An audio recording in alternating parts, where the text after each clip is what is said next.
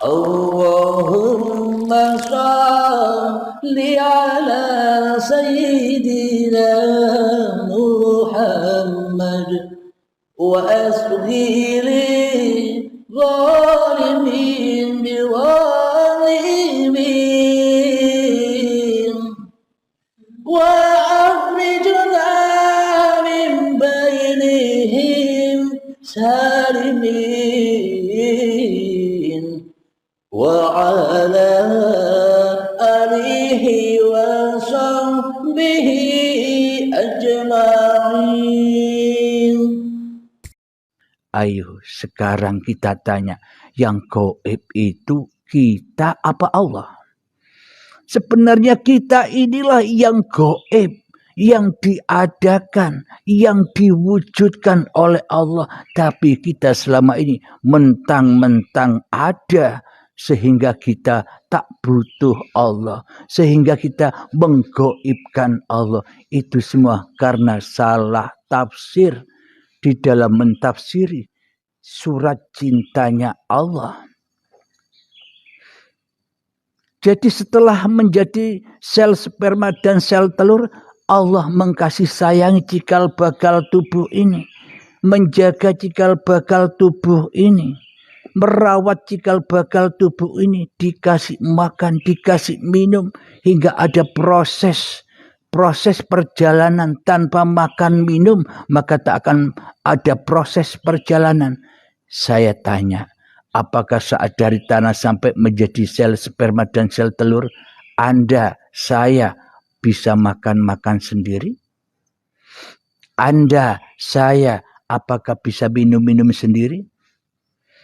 Sekarang inilah kita sombong kepada sejarah kita sendiri. Seolah-olah hanya kita yang bisa makan dan minum. Allah tidak bisa apa-apa. Buktinya kita diperjalankan dulu, dimakan minum, dicukupi rezekinya, sehingga kita bisa diperjalankan dari tanah sampai ke dalam diri kedua orang tua kita, yakni sel sperma dan sel telur.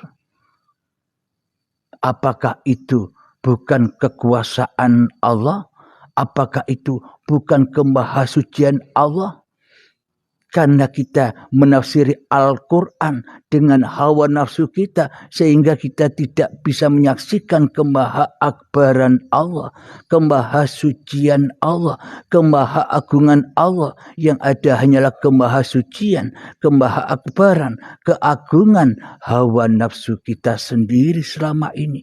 Karena salah menafsiri surat cintanya Allah.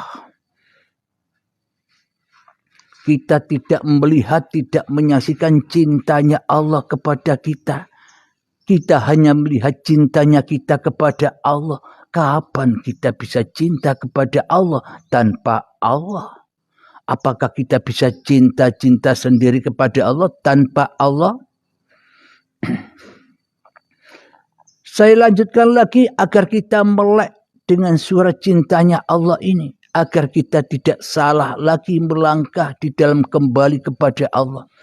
Kemudian dari sperma dan sel telur dikasih sayangi lagi, diberangkatkan lagi oleh ruhullah, oleh uribe Allah, dimakan minumi, sehingga dipertemukanlah calon-calon kedua orang tua kita, sehingga berhubunganlah keduanya, dan sehingga bersatulah sel sperma dan sel telur menjadi gumpalan darah. Itulah kemahasucian Allah, kemalaman manusia ketika manusia tidak tahu apa-apa, tapi manusia sok tahu apa-apa. Kemudian dijadikan, diperjalankan lagi, dipergerakkan lagi dengan kasih dan sayangnya Allah, disuapi, diminumi, dibersihkan, sehingga dari gumpalan darah menjadi gumpalan daging. Maka dihabarkan di dalam Al-Quran ketika manusia masih berupa gumpalan daging, kutiupkan rohku. Itu firman-Nya Allah. Jadi maknanya kutiupkan rohku itu maknanya bagaimana? Kita diingatkan lagi oleh Allah. Jadi kutiupkan rohku ini bukan hanya saat manusia menjadi gumpalan daging saja. Sejak dulu kala saat manusia berada di asal usulnya yakni bumi tanah pun juga ditiupkan roh. Wahai tanah, kutiupkan rohku padamu. Wahai tanah, kupergerakkan dirimu dengan diriku. Wahai tanah, kuperjalankan dirimu dengan diriku. Wahai tanah, kubangkitkan dirimu dengan diriku. Agar supaya diperjalankanlah cikal bakal badan yang dari tanah ini diperjalankan oleh yang maha suci. Itulah jadi ketika tubuh ini menjadi gumpalan daging, diingatkan lagi kutiupkan rohku, maknanya kuhidupi badan-badan manusia ini dengan hidupku. Secara logikanya begini, baju saya banyak seumpama, baju Anda banyak seumpama. Ku pakai baju ini dengan aku. Tidak bisa baju ini bisa jalan-jalan sendiri. Tidak bisa baju ini ada-ada sendiri. Kecuali ku adakan, kecuali ku pakai. Baru baju ini bisa bergerak ke sana dan kemari. Baju bisa dibawa kemanapun terserah kita. Kenapa? Karena baju orang duwe karep, sing duwe karep yo sing duwe baju. Manusia tidak punya karep, yang punya karep yo pencipta manusianya. Kemudian setelah menjadi gumpalan daging diperjalankan lagi menjadi janin. Kemudian saat jadi janin itulah digambar, diukir manusianya ini. Diukir kepalanya, diukir tubuhnya, tangannya, kakinya. Kita rasa selama ini kita yang menciptakan diri kita. Kita buta, selama ini kita buta seolah-olah kitalah yang menciptakan hidup dan badan kita sendiri. Kenapa? Karena kita buta dengan ayat-ayat Tuhan ini. Buta untuk membacanya. Iqra' kitabak, bacalah kitabmu, bacalah sejarahmu, bacalah asal usulmu, dari mana engkau diadakan, dari mana engkau diciptakan, dari mana engkau dilahirkan. Bila kau bisa membaca asal usulmu, maka engkau akan faqad arafa rabbahu, maka engkau akan kembali kepada Tuhanmu yang menciptakan kamu.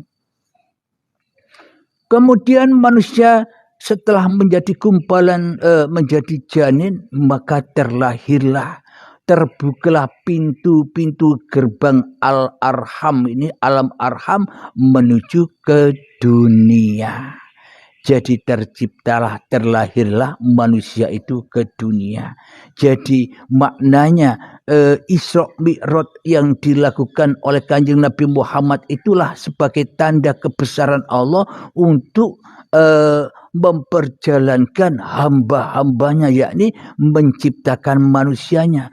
Isra Mi'raj yang selama ini kita pahami hanya Kanjeng Nabi Muhammad itu hanya kiasan, sanepan, yang mana yang sesungguhnya semua apa yang diceritakan Kanjeng Nabi Muhammad itu adalah cerita seluruh umat manusia.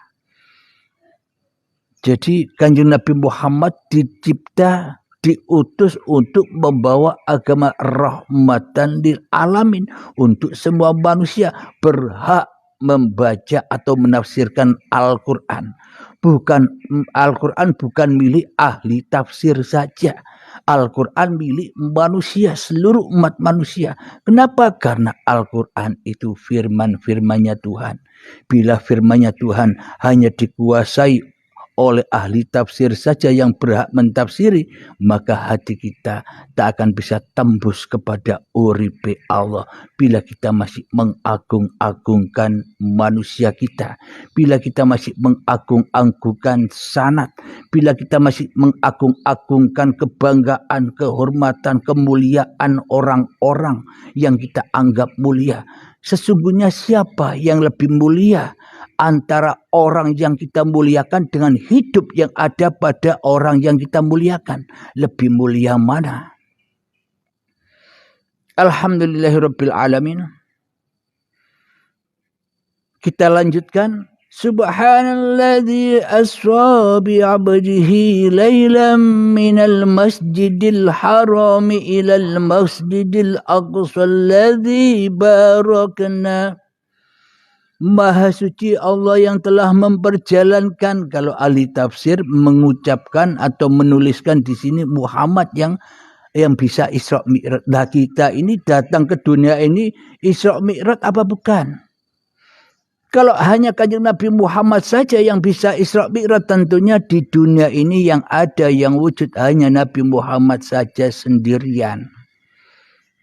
Apa buktinya seluruh umat manusia pun itu gambaran dari Kanjeng Nabi Muhammad, yakni Isra Mi'raj. Ya, adanya wujud-wujud seluruh manusia inilah tandanya bahwa Allah Maha Suci untuk memperjalankan hamba-hambanya di suatu malam dari Masjidil Haram ke Masjidil Aqsa yang telah kami berkahi. Apa maknanya dari Masjidil Haram hingga Masjidil Aqsa itu?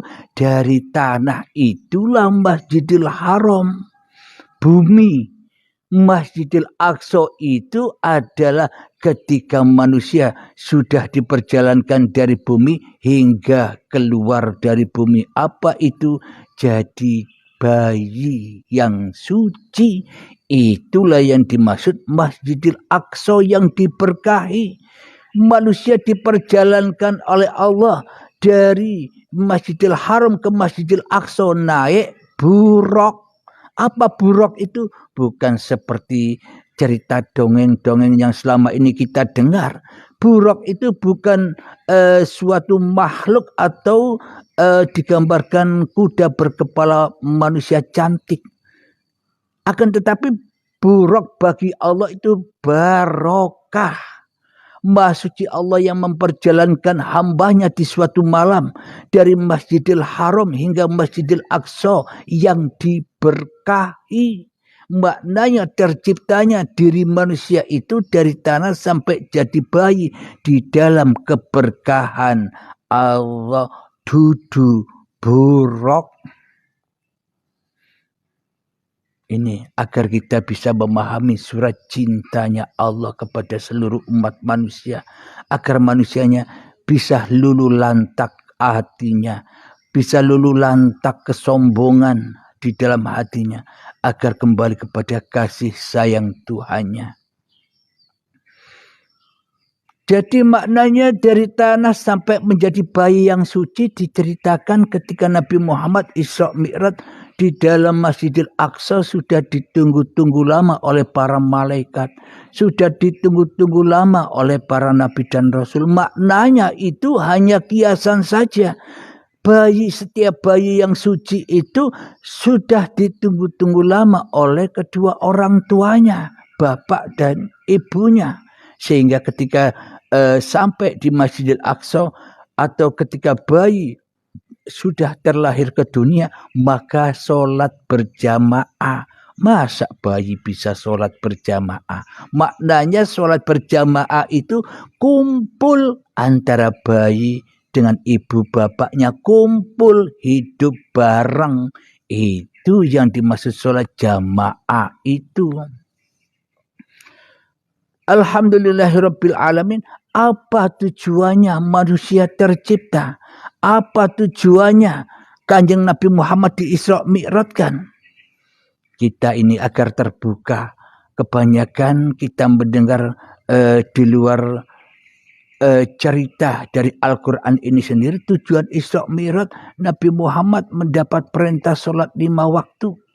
Tapi di dalam ayat sucinya Allah yang sebenar-benarnya yang kita baca ini, Al-Isra ayat pertama, Nabi Muhammad tidak menerima sholat 5 waktu di sini. Akan tetapi tujuannya Isra Mi'raj itu hanyalah haulahu linuriyahu min ayatina. Agar kami perlihatkan kepadanya sebagian tanda-tanda kami. Tanda-tanda ayat-ayat kebesaran kami. Sesungguhnya Innahu huwas sami'ul basir.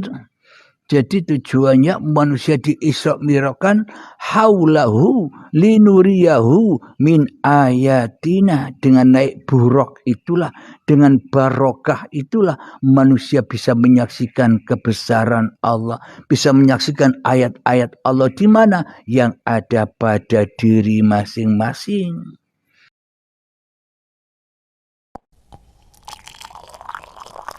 Allahumma salli ala sayyidina Muhammad wa asghiri zalimin biwalimin wa akhrijna min bainihim salimin وعلى آله وصحبه أجمعين